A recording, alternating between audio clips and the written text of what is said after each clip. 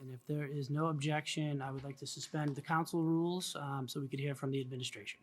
Mr. President, Sinella, Chair Gregoritis from the Appropriations Committee, honorable city councilors, my colleagues on the school committee, including Chair McAndrew, Superintendent Julie Kuchenberger, and most importantly, my fellow residents of this great city. Pursuant to Mass General Law, Chapter 44, Section 32, and Section 6-3 of the Melrose City Charter, I respectfully submit for your consideration the City of Melrose's proposed operating budget for fiscal year 2023. This is, as it must be, a balanced budget that represents our ability as a government and as a community to successfully manage the impacts of COVID-19 while making important investments in the needs for all our residents, including historic investments in our public schools. I am happy to report that through prudent budgeting and fiscal planning, we continue to enjoy remarkable fiscal stability here in Melrose. And I do want to take a moment to acknowledge the hard work of all those who got us to this particular place, including the members of the administration and department heads who really do work night and day, line by line, to create the best budget they can and to identify important priorities in their departments. Certainly Dr. Kuchenberger and her administrative team, particularly Leah Secor, the finance director for their side, if you will, and particularly my colleagues on the school committee for all the time and attention you give to these important issues. And of course, we all know this wouldn't be possible without the maestro, without the man behind the curtain, our CFO, Patrick Della Russo, and the assistant auditor, Kerry Golden, who really do the heavy lifting, the number crunching, to figure out what we can actually afford and how to pay for it. Well, as we kick off your FY23 budget season, I am pleased to share some of the details of this year's budget, a budget that responsibly balances the needs of our community with the financial realities of our predominantly residential tax base. Of course, in the weeks ahead, I urge all the members of the public to watch these deliberations while you will learn more about the activities of each department and their plans for FY23. So tonight I will highlight a few items that reflect some of my priorities. First and foremost is the health and well-being of our residents. During this year of health and wellness, efforts across city departments continue to be aligned toward helping Melrosians of all ages recover from the negative effects of 2 years of pandemics, and including addressing ongoing public health needs and economic impacts, some of which existed before the pandemic arrived, and move into this future with confidence in our critical infrastructure and our opportunity to grow and move forward. Some of this is reflected in the operating budget itself, while other initiatives are made possible through the use of federal funds, through the American Rescue Plan Act, which we all know as ARPA, and other dollars that are hopefully coming to us through other state and federal resources, as well as through free cash requests, which you'll be hearing more about in the days ahead. In FY23, our focus will continue to be on coordination between all departments on the front lines of meeting the economic and social and emotional needs of all Melrose residents. As you know, fiscal year 22 saw the reorganization and renaming of the Health Department to the Health and Human Services Department to better meet the wellness needs and goals of city residents by coordinating our somewhat minimal at the time existing public health resources and expanding staffing and programming to respond to the greater need for access not only to mental health services, but an array of social services and supports. So we've expanded the reach of the Health Department, or the Health and Human Services Department, by hiring a public health specialist who will oversee, among other things, substance use prevention efforts, as well as creating capacity to help all Melrosians, and adults included, that may be seeking supports, as well as supports for their family members as they navigate that particular set of challenges. And there's this new Melrose Health and Wellness Coalition will as prior coalitions have done, bring together key members of the administrative departments under the city's control, the schools, all the schools in Melrose, outside service providers, and other stakers to help those in need and to pursue evidence-based prevention strategies. Using ARPA funds this year, we hired a full-time social services coordinator who is already working in the community and the schools to support residents of all ages, complementing the great work already being done by our part-time social worker who primarily serves elders. And again, I would be remiss if I didn't thank the council and our the Friends of the Council on Aging for helping us get that effort off the ground last year. In particular, though, we know that our children and teens have been experiencing an increase in anxiety and depressive symptoms, including an increase in our own youth risk behavior survey of kids reporting suicidal thoughts. We will continue to partner with all schools in Melrose, including the Melrose Public Schools, in supporting our kids and their families in accessing the information, resources, and services needed to respond to this critical and ongoing situation. Complicating that, however, is something else that we all know, that it is more difficult than ever to find a mental health clinician, particularly in pediatrics, that is currently seeing patients. That is why, again, yeah, that can feel hopeless, and you know we can't solve a workforce problem like that. However, I do think we can do something, and that is why I'm committing ARPA funding over the next 3 years to bring additional community mental health training programming to Melrose, building our capacity to provide training opportunities for, for adults and teens to recognize some of those signs and signals of mental health issues and substance use issues. It would almost function like mental health triage or mental health 101, so we can empower our community to take some of those first steps.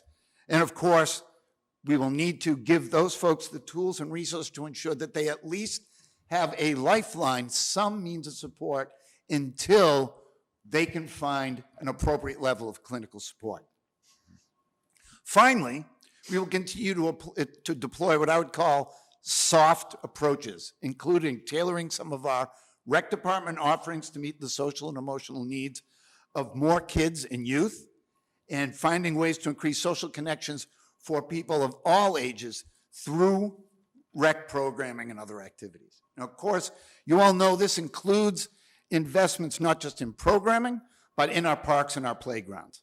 I want to again thank this council for improving funding last year for an inclusive playground, pickleball courts, and important upgrades to the girls' softball field on Lebanon Street. In addition, I want to thank the council for moving to temporarily approve or provisionally approve funding for the turf replacement at Fred Green Field, which you will be taking, I believe, final consideration of later this evening, which will again provide more space and safer space for a need that exists as we sit here today. Excuse me. And I'm happy to report that the first 5K Our Way project, the Amazing Grace basketball court, which came in at a little bit over the $5,000 that the original plan was built around, but I'm happy to report that that construction will take place as soon as the school year ends, and we will get on that, and it should be ready fairly quickly. Very much looking forward to a ribbon cutting of that important facility that's going to help kids and youth throughout the city. These investments provide more opportunities for more Melrosians to get outside, get exercise, but most of all, make the critical social connections that have been missing that support physical health, but also mental health. Excuse me. In addition to all the impacts of health, which we all know about, we've seen it as public officials, we've seen it in our own families, COVID-19 is also continuing to have an impact on the health of our local economy. There is still much to be done to support our local economy including our arts and culture sector, so that Melrose's economy can grow and thrive in the years ahead. So our administration is committed to recruiting, retaining, and supporting and growing businesses, and to fostering economic recovery and growth within the city's downtown and its other commercial business nodes. And in the year ahead, we will deploy ARPA funds for economic recovery and seek additional public and private investment under the leadership of our new Director of Economic Recovery and Business Development, Lauren Grimmick, and she's already off to a great start. And we will continue to build upon our great structural assets that we already have, in particular our walkable downtown, including those continuing investments in public art and placemaking projects, not only because they are nice things to do and create a nice atmosphere in the community, but it also brings people together and is a catalyst for economic growth. Similarly, programming, things like live entertainment in our public spaces, will similarly encourage visitors, not just from Melrose, but beyond, to visit Melrose and create that foot traffic we need for our businesses to survive and grow. It's a boost to our downtown, and it gives us an opportunity to really have a regional impact on our economic growth. And finally, I think you've all participated in the efforts of Keep Melrose Beautiful to improve some of what we sometimes refer to as our unloved spaces, like parking lots and alleys. Because again, not only is it good to clean those things up, it provides more opportunities for great public spaces here in the city. And some of the less exciting efforts around Main Street beautification will include a much greater attention on our new dumpster regulations and installation, finally, of new trash barrels to reduce litter and improve the streetscape. Now, recognizing, too, that there is much need to improve our critical capital infrastructure, I've already approved the following use of ARPA funds.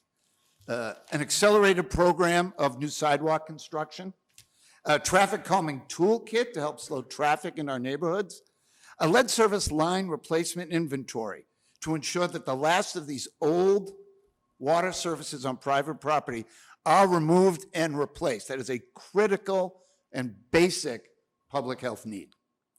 Finally, we'll be purchasing public safety training equipment and likely vehicles with the advice and input of all our public safety department heads.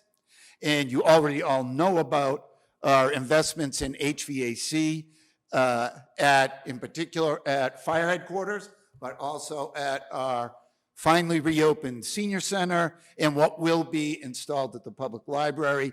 Great improvement in our public health infrastructure and a real smart use of our ARPA funds.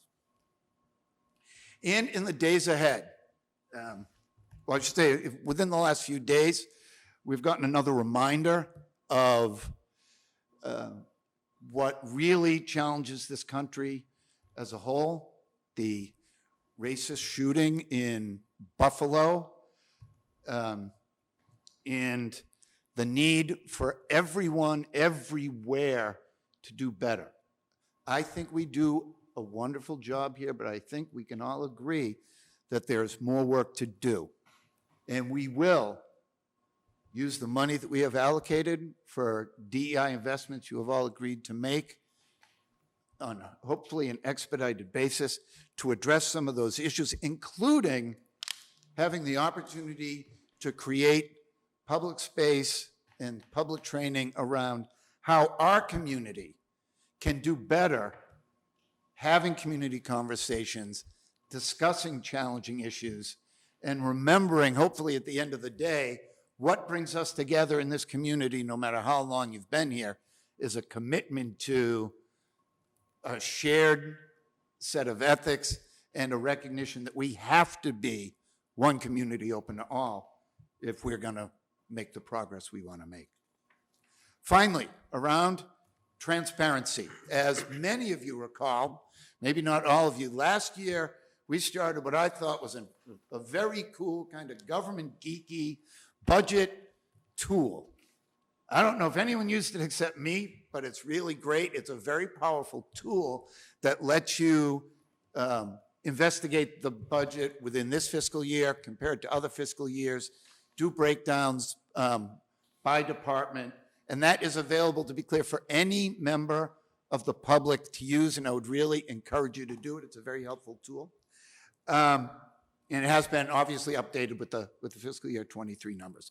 But this year, budgeting's a little bit more complicated because of ARPA and the ability to spend that money over time. So the City Council has already received a memo describing some of our ARPA work, essentially spending to date, and some areas of interest for future investment.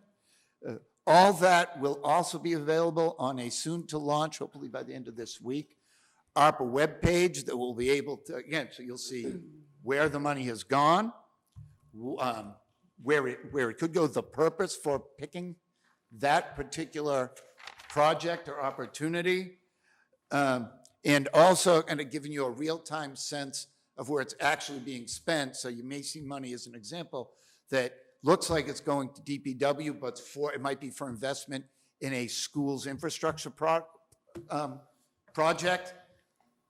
If it works the way we intend, you'll be able to kind of crosswalk that across and see kind of who's responsible for running or administering, but where the impact is going to be, because I think that's what we are all most concerned about, is where those significant but ultimately limited dollars are going to go and have that impact. So in closing, I am looking forward to working with you for the successful conclusion of this year's hearing process. I'm excited to continue to work with both the city side and the school side to improve services to all our residents and businesses. And I am excited in the years to come to continue to work with you to build on our strengths and our shared vision in the years ahead. Thank you very much, and I look forward to the season. Thank you, Mayor Brodeur. At this time, I will entertain a motion to place on file.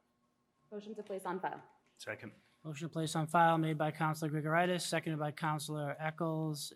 Any discussion? Seeing none. All in favor? Aye. Any opposed? Seeing none. Okay. And at this time, I will entertain a motion to adjourn.